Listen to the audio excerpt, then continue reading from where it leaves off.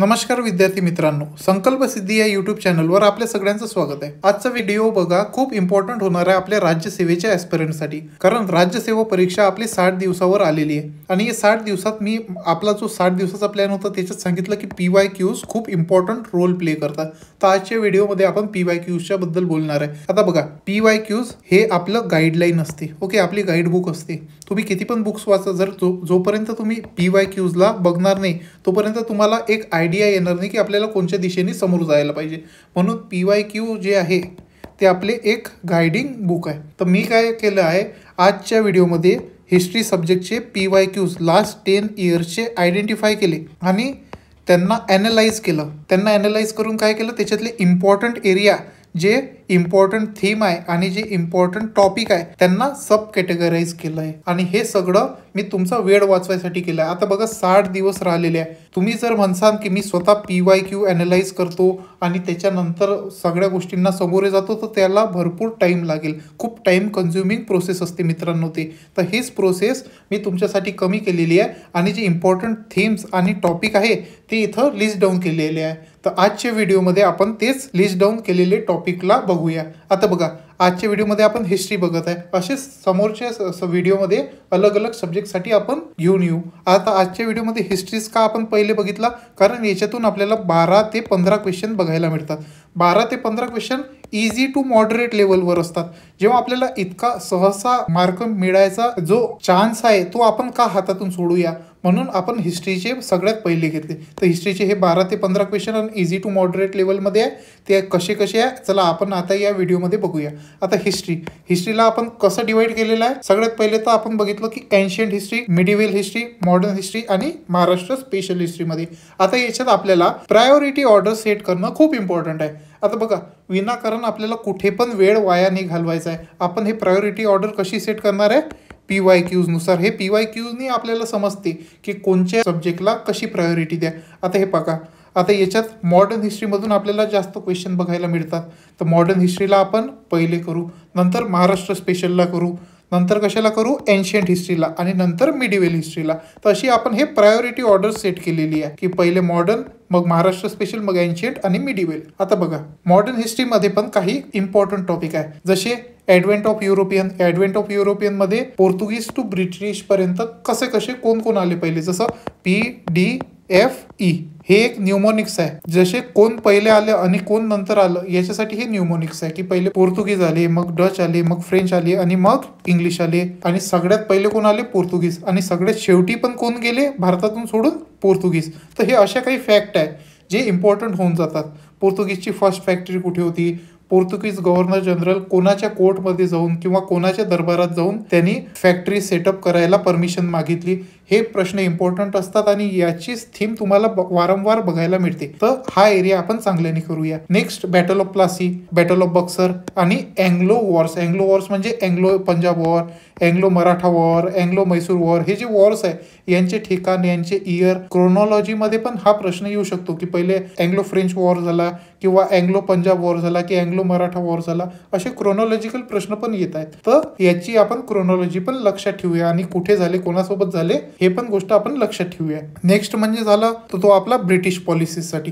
British पॉलिसीचा कसा आपल्या इंडियन सोसायटीवर इम्पॅक्ट झाला, हे खूप इम्पॉर्टंट गोष्ट आहे। कारण आपण कोण आहे, सिव्हिल सर्वंट बनणार आहे। आपण सिव्हिल सर्वंट बनल्यानंतर काय करणार आहे, पॉलिसी डिझाईन करणार आहे ना, तर पॉलिसीचा कसा इम्पॅक्ट होतो हे आपल्याला समजणं खूप गरजेचं असते। म्हणून बघा, ब्रिटिश पॉलिसीचा कसा इम्पॅक्ट झालेला हे खूप इम्पॉर्टंट होते। जसं आपल्या याच्यात फेमाईन आलते, तो फेमाईन आल्यानंतर त्यांनी काही रिपोर्ट जनरेट केले, त्या रिपोर्टचा काही खरोखरमध्ये फायदा झाला की नाही झाला हे पण आपल्याला बघणं खूप गरजेचं आहे। तर याच्यावरचे क्वेश्चन पण येतात की रिपोर्टमध्ये काय होतं, कोणाच्या टाइमला फेमाईन आलता, कोणाच्या टाइमला हे रिपोर्ट निघालती, कोणी बनवलती, तर असे क्वेश्चन येतात। नेक्स्ट म्हटलं की zamindari, ryotwari, mahalwari, Pitt's India act, drain of wealth. आता हे ड्रेन ऑफ वेल्थ थेअरी एक बुक म्हणून आहे, ती कोणी लिहिली तुम्ही मला कमेंट सेक्शनमध्ये जरूर सांगा। तर हे झालं ब्रिटिश पॉलिसीजच्या नुसार।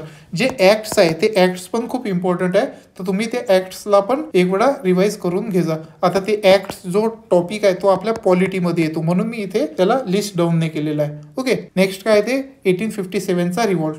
आता हा खूप इम्पॉर्टंट आहे, याच्यावरून क्वेश्चन तर बरेच बघायला मिळतात आपल्याला.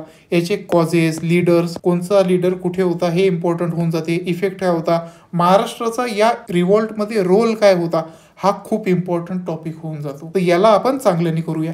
नेक्स्ट म्हटलं तर फ्रीडम स्ट्रगल. फ्रीडम स्ट्रगलमध्ये कोण कोण इन्व्हॉल्व होते, जसे की मॉडरेट, एक्स्ट्रीमिस्ट आणि गांधीजी आल्यानंतर कसा आपल्या इकडे चेंज झाला. जे फ्रीडम स्ट्रगल जसे असे छोट्या ग्रुप्सनी चालत होत्या, ते छोट्या ग्रुप्सनी चालून आता मास स्ट्रगलवर कसं शिफ्ट झालं, हे खूप इम्पॉर्टंट फेज येतो. तर हा 3 फेज खूप इम्पॉर्टंट आहे आपल्यासाठी स्टडी करायला. नेक्स्ट म्हटलं तर रिव्होल्युशनरी, जसे की भगतसिंग, सावरकर, चापेकर, आझाद हिंद फौज, जे आपली INA आहे त्याच्याबद्दलची माहिती. आणि अजून कॉन्स्टिट्युशनल रिफॉर्म जसे की 1909, 1919, 1935 इंडिपेंडन्स ऍक्ट, हे इम्पॉर्टंट होऊन जातात आपल्यासाठी. आणि पार्टिशनच्या वेळेसचे जे मिशन आलेले होते, cabinet mission, Mountbatten plan, अजून इंटिग्रेशन कसं झालं प्रिन्सली स्टेटचं, हे एक गोष्ट इम्पॉर्टंट होते.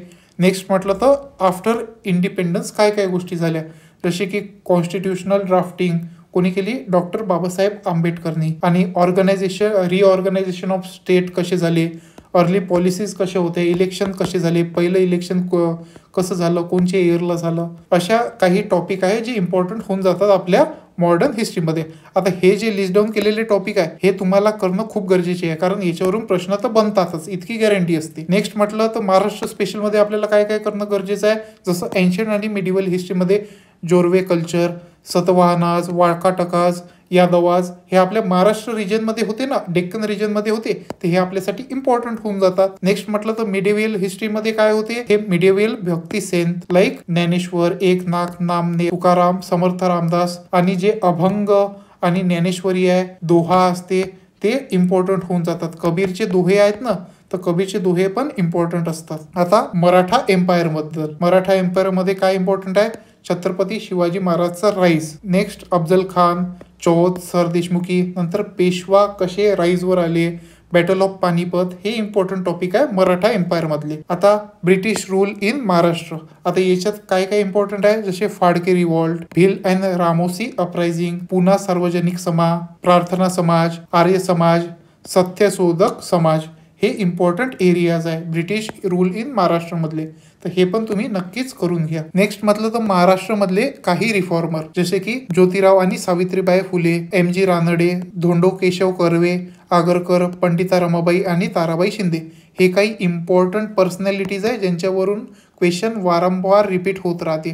तर यांना पण तुम्ही बरोबर करून जा. आता यांचे कसं, जसे बुक्स कोणची इम्पॉर्टंट आहे ते बघून घ्या. यांनी काही ऑर्गनायझेशन सुरू केलेली आहे का, काही स्कूल सुरू केलेली आहे का, ते बघून घ्या. त्यांच्यावरून क्वेश्चन आपल्याला बघायला मिळतो. फ्रीडम फायटर मध्ये कोण, तिलक इम्पॉर्टंट होऊन जातात, सावरकर, चापेकर, राजगुरू आणि सेनापती बापट.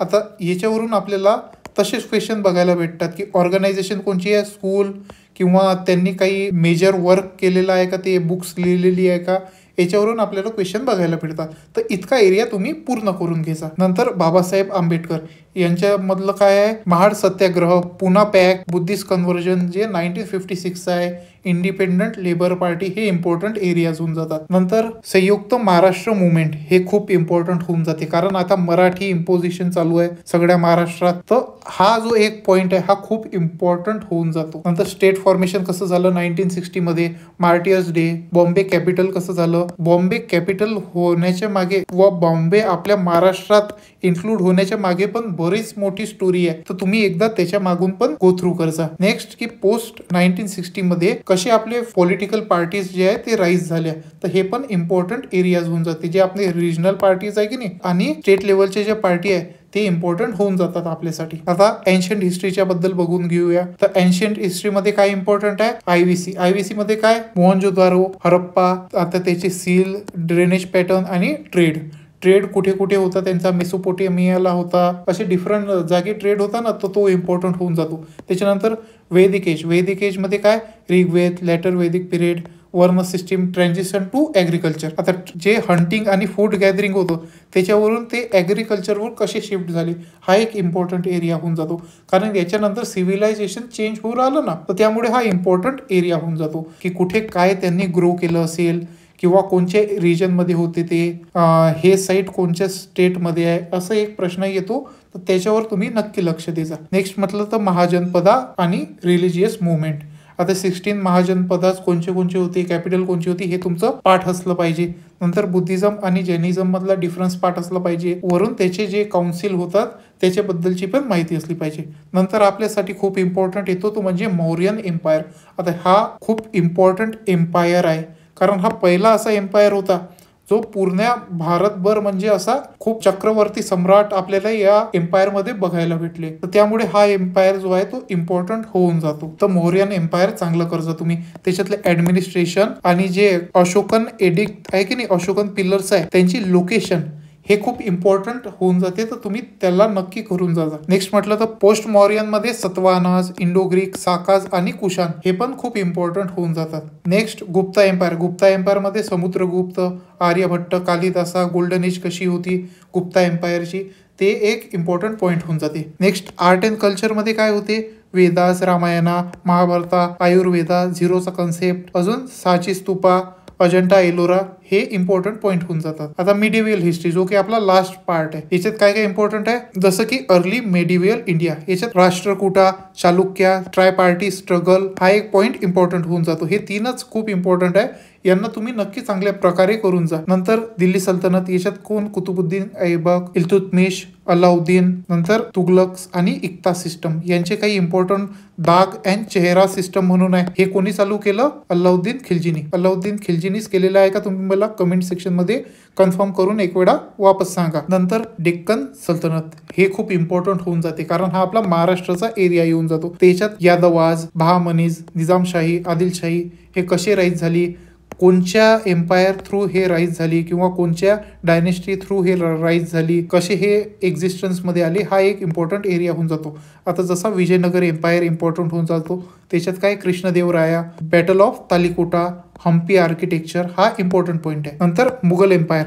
मुघल एम्पायर मध्ये इम्पॉर्टंट एरिया कोणता येते, अकबरवाला. अकबरच्या रिलेटेड जे पण इन्फॉर्मेशन असेल ते तुम्ही पाठ करून घ्या. नंतर औरंगजेबची डेक्कन कॅम्पेन आणि औरंगजेबच्या टाइमात जे आर्किटेक्चर छोटं मोठं बनलेलं असेल ते एक इम्पॉर्टंट होऊन जाते. नेक्स्ट म्हटलं तर काय होऊन जाते, भक्ती मुवमेंट. कबीर, मीराबाई, गुरु नानक, अजून महाराष्ट्रामध्ये ज्ञानेश्वर, तुकाराम, एकनाथ आणि नामदेव हे जे इम्पॉर्टंट सेंट्स आहे, तर ते इम्पॉर्टंट पर्सनॅलिटीज आहे आपल्या महाराष्ट्राच्या. तर त्यांच्याबद्दलची थोडीशी माहिती घेऊन जा की त्यांनी कोणते अभंग लिहिले किंवा कोणते दोहे लिहिले, यांचे वर्क काय होते मेनली, ते वाले गोष्टी खूप इम्पॉर्टंट होऊन जातात. तर ते तुम्ही याच्यातून काढून घेऊन जाता. ओके, याचे नोट्स काढून तुम्ही म्हणजे पाठ करून घ्या. नंतर सुफी मुवमेंट्स इम्पॉर्टंट होऊन जातात आणि मराठाचा राईस, हे गुरिला वॉरफेअर, कोरोनेशन कधी झाला आपल्या महाराजांचं, अष्टप्रधान कसे होते, नेव्ही कशी होती, पेशवा इरा हा इम्पॉर्टंट होऊन जातो आपल्या मिडिव्हियल हिस्ट्रीच्या पार्ट मध्ये. तर हे काही इम्पॉर्टंट एरियाज होते आपल्या हिस्ट्री मधले, जे मी तुम्हाला लिस्ट डाऊन केलेले आहे. आता जर तुम्हाला या इम्पॉर्टंट एरियाजचा PDF हवा असेल तर हा PDF तुम्ही आमच्या टेलिग्राम चॅनलला जॉईन करून घेऊ शकता. मी तिथं हा अपलोड करेल. आणि बघा, जो पण आपलं मटेरियल येईल ते इंग्लिशमध्ये राहील. आता मेनली फोकस आपला इंग्लिश लँग्वेजवर आहे की आपण जे मटेरियल प्रोव्हाइड करू ते इंग्लिशमध्ये राहील आणि जे आपलं बोलणं चालणं आहे ते इंग्लिश आणि मराठीत राहील. आय होप तुमच्या सगळ्यांसाठी हा व्हिडिओ खूप इम्पॉर्टंट ठरला असेल आणि बरीच माहिती तुम्हाला याच्यातून भेटली असेल. आता चला आपण भेटूया पुढच्या नेक्स्ट व्हिडिओमध्ये अशीच काही इम्पॉर्टंट इन्फॉर्मेशन सोबत. आणि जर तुम्हाला वाटत असेल की मी काही रिव्हिजन सिरीज सुरू केली पाहिजे तर मला नक्कीच कमेंट सेक्शन मध्ये जाऊन सांगा. आता जोपर्यंत तुम्ही मला कमेंट सेक्शन मध्ये जाऊन सांगसाल नाही तोपर्यंत मला समजेल नाही की मी समोर कोणत्या दिशेने वळलं पाहिजे. ओके, माझी दिशा तर मी घेऊनच चाललेलो आहे, पण तुमच्या डिमांडनुसार मी कोणत्या दिशेने जायला पाहिजे हे पण तितकंच गरजेचं आहे. काही डाऊट असला तर तुम्ही मला कमेंट सेक्शन मध्ये विचारू शकता आणि हा PDF मी माझ्या टेलिग्राम चॅनलवर अपलोड करत आहे. तर भेटूया आपल्या नेक्स्ट व्हिडिओमध्ये.